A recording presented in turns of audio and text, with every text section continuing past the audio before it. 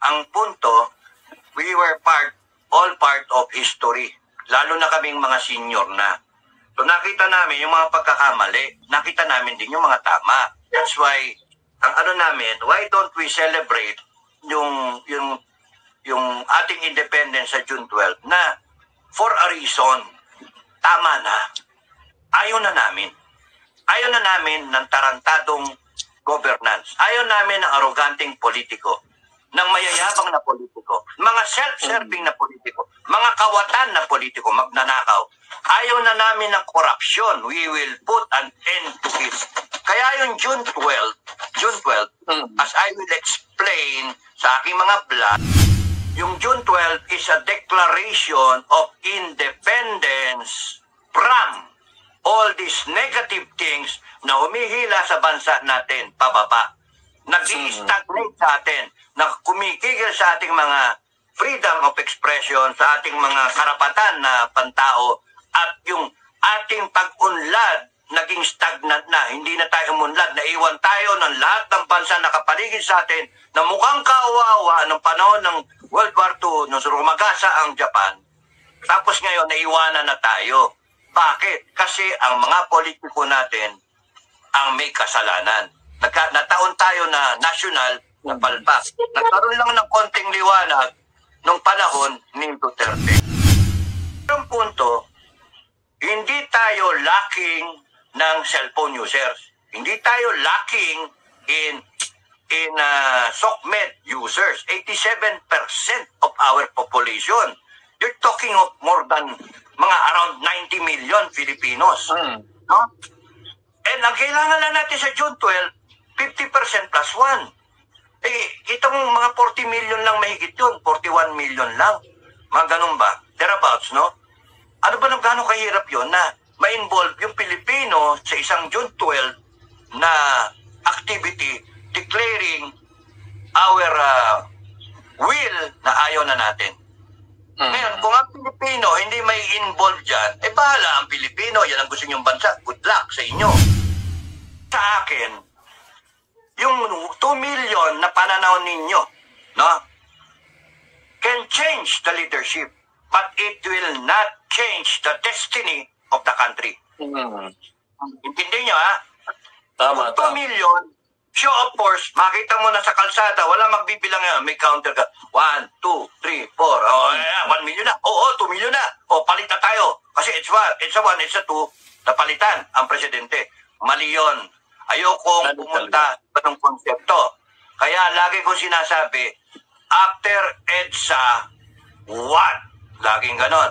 Magpalit ka ng leadership, what? Kaya ang sabi ko, if we do intend na tapusin ito in our lifetime, sama-sama nating baguhin ang Pilipinas na tayong lahat, marami, majority wins in the democracy, 60 million voters, 30 million at saka isa, that's majority. 30 million at saka isa. Di ba? It has to be not how the politicians will it to be. Na konting 2 million lang na followers will change the government, will change the leadership, and then, yun na. And then, we go back to our daily life na yung totoong taong bayan, hindi man lang makapunta sa kalsada, hindi makapunta kasi may trabaho, hindi maka-off kasi hand-to-mouth existent. Kailangan yung pera, walang ano sa kalsada. Yung sinasabi kong June 12 gives access yung mga tao, the opportunity, the empowerment, magsalita kayong lahat. At yun ang gusto kong makita. Na kunyari, 100 million Filipinos, 115 millions, 9 million Filipinos abroad, 9 million, 7 million kay OJC, 16 million, 15 million na ano tawag dito, Iglesia, 31 million na. At yung iba pa, yung Muslim na religion, ilan sila? At yung NCIP. So all in all, kunyaring mga 50, okay na, di ba? Kaya kung meron kang 80 na merong may cellphone, kalahati lang nun, that's 40. Magsalita. Kay Marcos, magsalita rin. Hi guys, magandang araw po sa inyo lahat. Ito na naman po ang inyong lingkod, si DIY KKB Informative. At matutunghayan pong muli natin ang aking interview kay Sir Dado. Inaatado ko na to. Isinegment ko na segment by segment. Kasi masyadong mahaba nga. Gaya ng sabi ko sa nakarang kong vlog, ito po ay umabot ng 5 hours and 30 minutes. So masyadong mahaba. So sinegment by segment ko siya para nang sa ganun maunawaan po natin kung ano yung pahayag na sinasabi ni Sir Dado. Yung kung ano ang problema, ating suriin. At ito, pagsusuri natin, ito yung solusyon na kanyang binabanggit. So pag pinagbangga mo siya, may solusyon na pwede nating gawin o hindi dapat gawin. So dito sa puntong ito ay pinatutukoy niya yung mga tao na like for example, yung sinabi niya na People Power 1. People Power 1, lumabas ang tao, mga 2 milyon, 3 milyon, tapos napalitan na ang gobyerno noong 1986. So, ang sagot nga niya dito, then what? Napalitan natin, nagkaroon ng mga OIC, tapos bumoto tayo later on. So, ang tanong nga niya, then what? Ano nangyari? Guminhawa ba ang ating buhay pagkatapos ng People Power 1? Mantalang tayo nagmarka, naglakad doon para ipahayag yung ating mga damdamin. Saludo rin naman po ako doon sa mga taong yon.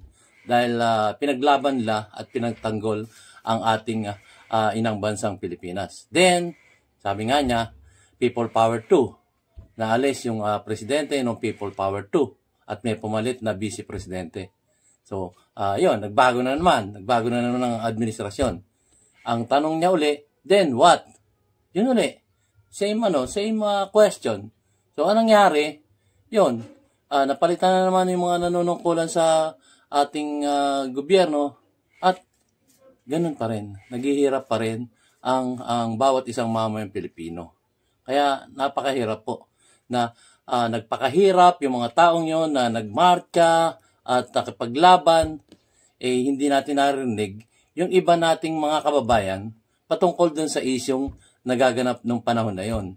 So mga 2 to 3 million ang mga nagmarka. Paano naman yung mga ibang hindi nakarating dun sa pagtitipon na yun o pagrarally na yun para palitan ang nakaraang gobyerno. So yun. So ito ang binabanggit niya rito, be a part. Yun nga, sa June 12, Independence Day, be a part of it. At kumbagay, kung sino yung mga hindi narinig, like for example, sinasabi niya yung mga nasa ibayong dagat, nasa ibang bansa na ating mga OFWs, ay pwedeng makipag-participate by using social media.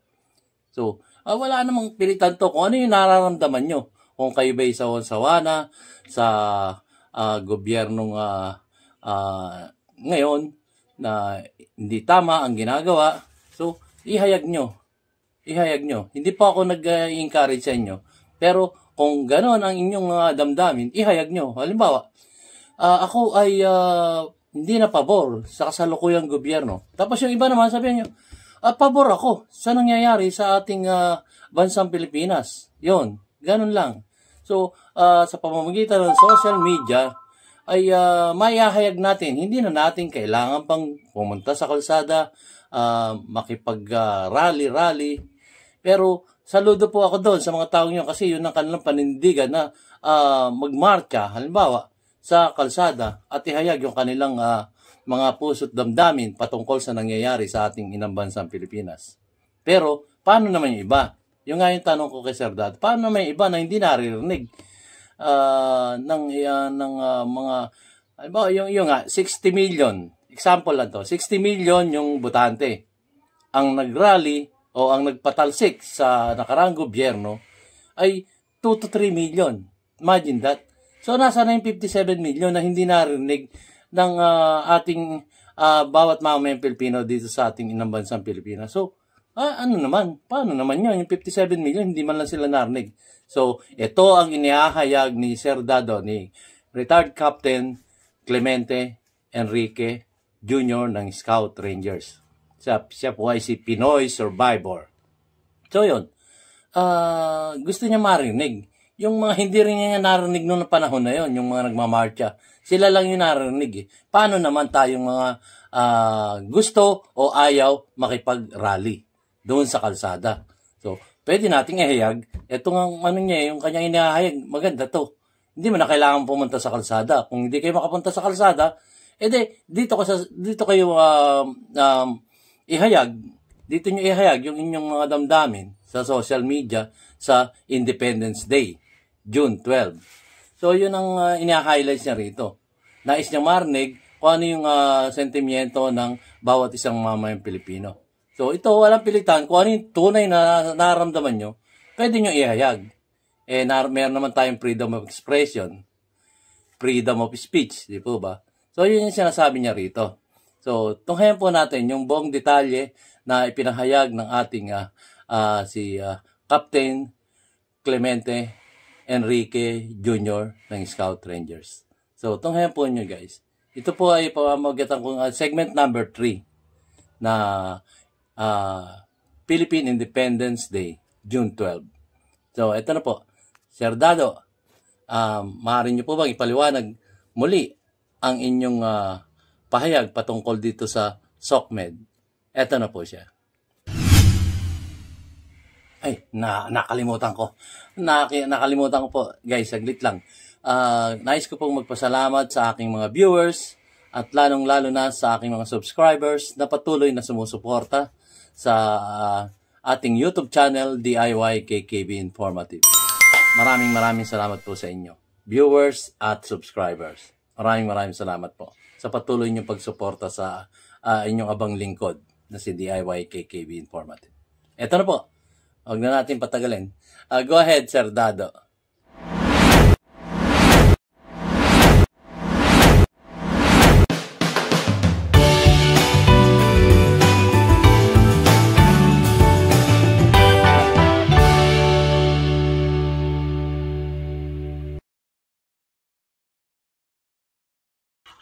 June 12. Nasa June 12 ba tayo? Okay. Tapos na yung March 31. Yung June 12.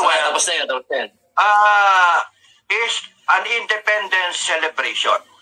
126 years of independence. If I got it right, yung computation mula nung declaration noon ng mga katipunero ba? 1898. 126 years of independence. Nawala yung during World War II pero bumalik ulit, binalik na Amerikano 1946. Okay. It will be our celebration of independence. Whatever the year ng celebration, ang importante, we are celebrating as a Filipino people, as a country. We are enjoying independence. Somewhere along that timeline, tinyente ako, lumaban ako, yung mga MUP ninyo, si Metran at saka si Macanas, nagtinyente rin yan, lumaban din. Mga muntik ng mamatayan at countless of mga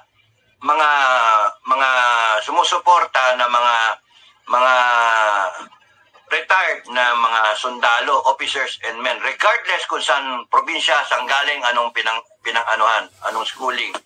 May Ranger, may Marines, may PC, may Special Forces, etc., Army, tsaka Navy. Sorry kung di ko nabanggit. Ang punto, we were all part of history. Lalo na kaming mga senior na. So nakita namin yung mga pagkakamali, nakita namin din yung mga tama. That's why, why don't we celebrate yung ating independence sa June 12 na for a reason, tama na. Ayaw na namin ng tarantadong governance. Ayaw namin ng arroganting politiko, ng mayayabang na politiko, mga self-serving na politiko, mga kawatan na politiko, magnanakaw. Ayaw na namin ng korupsyon. We will put an end to it. Kaya yung June 12, as I will explain sa aking mga vlog, yung June 12 is a declaration of independence from all these negative things na humihila sa bansa natin pababa. Nag-i-stagnate sa atin, na kumikigil sa ating mga freedom of expression, sa ating mga karapatan na pantao, at yung ating pag-unlad naging stagnant na, hindi na tayo umunlad, naiwan tayo ng lahat ng bansa na kapaligid sa atin na mukhang kawawa ng panahon ng World War II nung rumagasa ang Japan.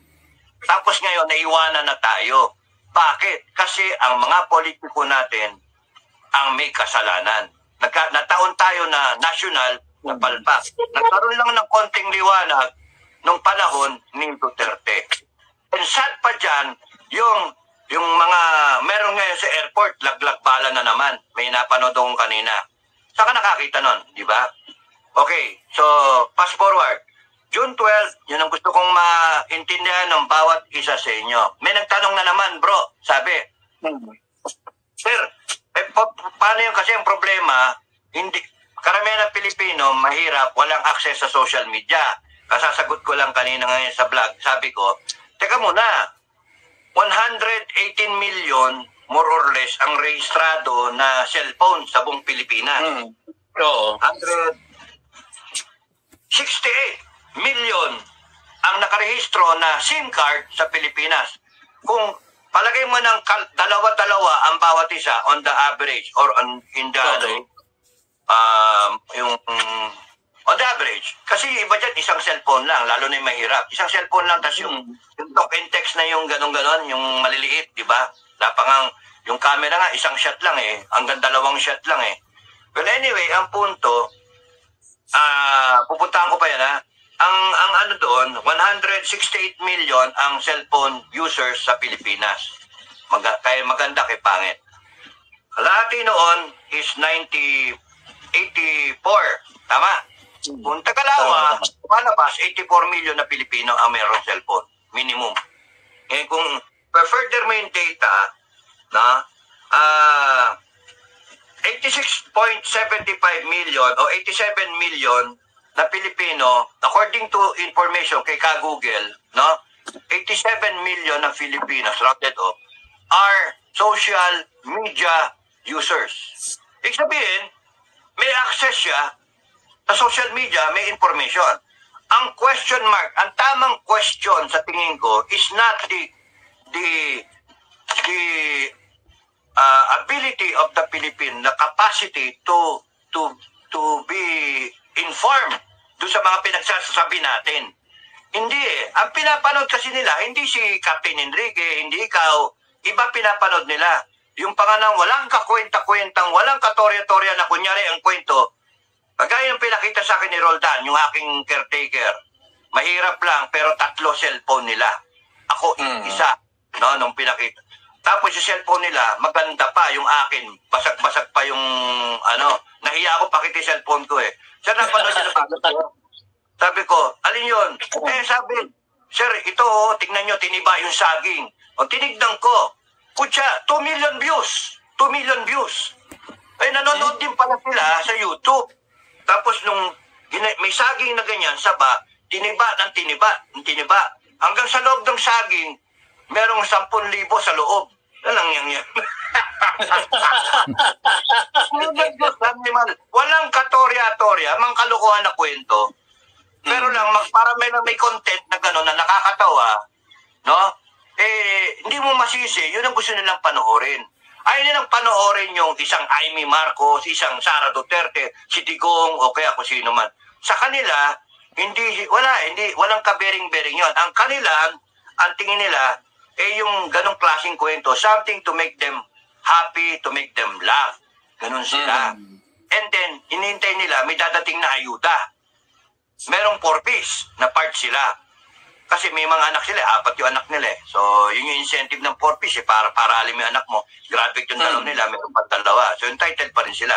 Pero ang punto, hindi tayo lacking ng cellphone users. Hindi tayo lacking in SOCMED users. 87% of our population. You're talking of more than mga around 90 million Filipinos. And ang kailangan lang natin sa June 12, 50% plus 1. Kita mo mga 40 million lang mahigit yun. 41 million lang. Mga ganun ba? Thereabouts, no? Ano ba gano'ng kahirap yun na ma-involve yung Pilipino sa isang June 12 na activity declaring our will na ayaw na natin. Ngayon, kung ang Pilipino hindi may involve dyan, bahala ang Pilipino. Yan ang gusto niyong bansa. Good luck sa inyo. Ganyan ang mangyari. Now, ako sinasabi ko na the right way. Tapos may nag-comment pa sa akin, Sir, bakit kinakailangan milyon-milyon? Kailangan na milyon-milyon. Pwede naman yung ilan lang ba yung tao sa Malacanang? First family lang. Pagkasusunod sa atin yung sundalo, o protected tayo sundalo, kayang-kaya niya kung patayin yung mga yan, pwede. Ilan lang yan, ilan tayo. Yun ha, yun ang utak na iba nating kababayan. Hindi pwede yun. Kailangan hindi lahat. Kaya nga sagot ko, bahala kayo, lumusok kayo Malacanang kung gusto nyo. Hindi ako sasali sa inyo. Sinasabi ko na nga yung... Number games tayo. Hindi naman po pwedeng... halimbawa, isang 100 million, 80 million yung botante, 60 million ba, Sir Dado? 60 million ang botante. Tapos ang 60 million. Tapos ang magpapakita ng 1,000, 2,000, hindi pwede yun. Paano naman yung yung more than 59 million, 'di ba? Yung meron din silang damdamin na kanilang nararamdaman patungkol sa ating inang bansang Pilipinas, 'di ba? Hindi pwede 1,000 lang kayo, 2,000. Hindi pwede yun. Ang problema kasi marami tayong kababayan at mga leader at mga prominent na mga Pilipino, mga prominent, susundan sila. Ang tingin kasi nila is they're living at yung past na EDSA 1, EDSA 2. 2 million, less than 2 million did it. Yun yung mind frame nila. Pero look guys, ang sa akin, yung 2 million na pananaw ninyo, no, can change the leadership, but it will not change the destiny of the country. Intindi nyo, ha? Tama, 2 million, show of force, makita mo na sa kalsada, wala magbibilang yan, may counter ka. 1, 2, 3, 4, 1 million na. 2 million na. Palit na tayo. Kasi it's 1, it's 2, napalitan ang presidente. Mali yun. Ayokong pumunta sa ng konsepto. Kaya lagi kong sinasabi, after EDSA, what? Laging ganon. Magpalit ka ng leadership, what? Kaya ang sabi ko, if we do intend na tapusin ito in our lifetime, sama-sama nating baguhin ang Pilipinas na tayong lahat, marami, majority wins in the democracy, 60 million voters, 30 million at saka isa, that's majority. 30 million at saka isa. Diba? Ilan yung users mo? 168 million. Ilan yung SOCMED users mo? 87 million. Ibig sabihin, walang problema na makarating yung impormasyon sa mga tao. Walang problema na madinig mo yung sinasabi na may June 12, etc. Kung yung Malacanang paparahin yan June 12, mag-rally din sila. Kaya Free country. This is kasi ganito, dagdagan ako ng konti, Sir Dado. Kasi, kagaya nun, yung People Power 1, sabihin na natin 2 million, 3 million yan. Paano naman yung 57 million? Yung kanilang damdamin, hindi nila na ipahayag kung ano yung tunay na damdamin nila, yung 57 million at nasunod lang yung 3 million. Kawawa naman yung 57 million ng botante na hindi man lang narinig kung ano yung sentimiento nila, di ba? Yun ang dagdag ko ng konti. Kaya nga, it has to be not how the politicians will it to be. Na konting 2 million lang na followers will change the government, will change the leadership, and then, yun na. And then, we go back to our daily life na yung totoong taong bayan, hindi man lang makapunta sa kalsada, hindi makapunta kasi may trabaho, hindi maka-off kasi hand-to-mouth existed. Kailangan yung pera. Walang ano sa kalsada. Yung sinasabi kong June 12 gives access yung mga tao, the opportunity, the empowerment, magsalita kayong lahat. Yes. At yun ang gusto kong makita. Na kunyari, 100 million Filipinos, 115 millions, 9 million Filipinos abroad, 9 million, 7 million kay OJC, 16 million, 15 million ano tawag dito, Iglesia, 31 million na. At yung iba pa, yung Muslim na religion, ilan sila? at yung NCIP. So all in all, kunyaring mga 50, okay na, di ba? Kaya kung meron kang 80 na merong may cellphone, kalahati lang nun, that's 40. Magsalita. Kay Marcos, magsalita rin.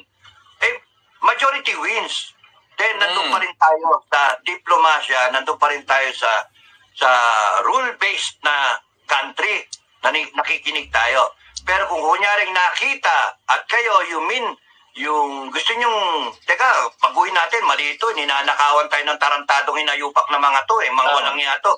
Ang nagmamagaling to mga senator natin, akala mong gagaling magsalita, panay maimbestiga-imbestiga. Pero wala naman tinatapos, tapos nun, tingnan yung ginagawa kay Pastor Kibuloy. Ikukulong, merong warrant of arrest. Ba't kaganon? Investigasyon lang naman yan.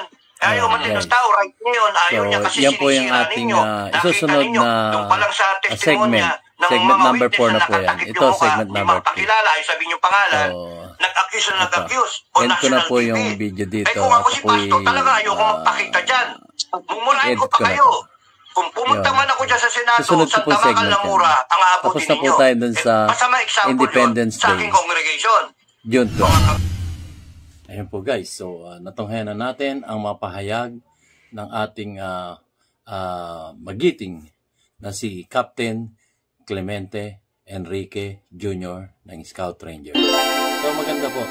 Dito sa parting ito, yung June 12, binibigyan niya ng pagkakataon ang bawat isang mamayang Pilipino na ipahayag ang kanilang mga sentimiento, ang kanilang mga damdamin patungkol sa nangyayari sa ating inang bansang Pilipinas. Maganda po.